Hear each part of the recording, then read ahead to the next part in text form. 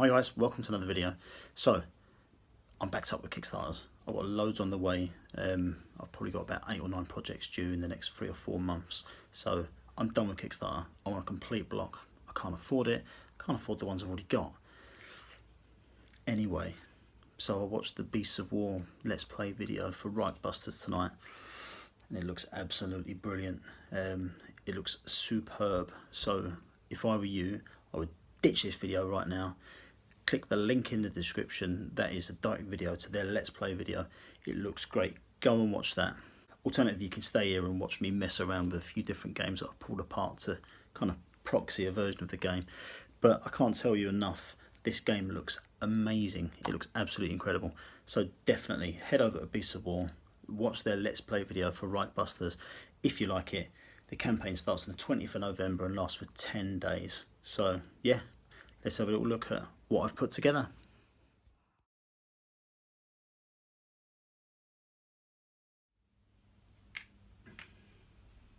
So, your eyes do not deceive you. This is a rough setup from Mansions of Madness. And on it, there's a few miniatures from some Games Workshop stuff and some Mythic Battles Pantheon stuff.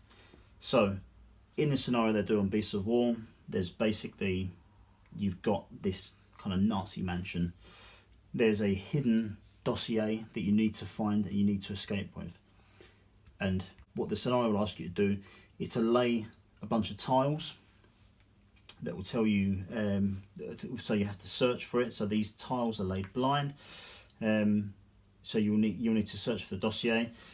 You may pick up the dossier straight away. You may pick up another dossier or another piece of information that is pertinent to another mission in the campaign. If you've played a previous mission and one of your Reichbusters was captured, there might be a way to save them or to rescue them in this mission. So there's quite a lot of different elements to the gameplay. But basically, you will be asked to lay, so your item tokens, you'll be asked to lay tokens for your enemies. You'll be asked to lay tokens for doorways, which may have different strengths that you might need to break into or find keys to get through.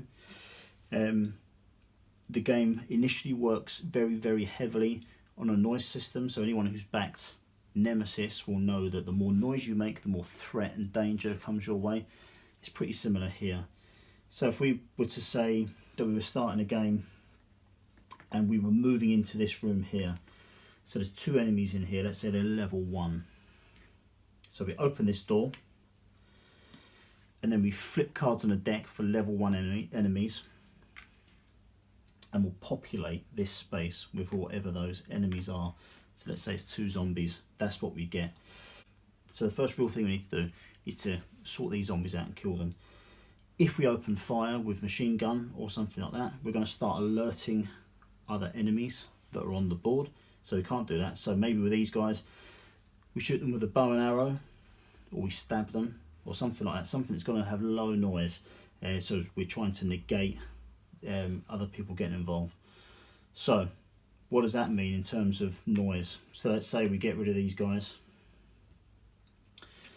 The game has a noise track. And so basically everything you do when you open a door, when you engage with an enemy, and when you do various other actions, you will roll dice based on the amount of noise you make. If you roll what are criticals on some dice, it may have a negative effect on your rolling for noise. So, and once you work out how much noise you've generated, there'll be some statistics on a card which tell you what the effect is. So the effect might be that all of the enemies that are in this location might prepare for battle. So when you open a door, the enemies will initially be aware that you're there, so that's their first part of preparation. The next part of preparation is to ready themselves for battle, and then the third part of their preparation is to actually engage. So what you want to do is you want to be able to get to a position where you're opening this door without these guys kind of knowing you're there before that, because it gives you an edge in battle as to how things are going to go. So let's say we had a couple of zombies in this one. As you get hit, let's say that this is the actual dossier that we're looking for, so maybe that's being guarded by some bigger stuff, you know. Maybe it's a character that's got lots of special abilities, maybe as strong as the Reichbusters themselves. Maybe it's some sort of huge beast, some Nazi mechanized beast, you know. Maybe there's more soldiers in there that are going to start engaging you and trying to stop you from winning. Now the game works on with a noise track. So basically the first part of the track is all to do with stealth.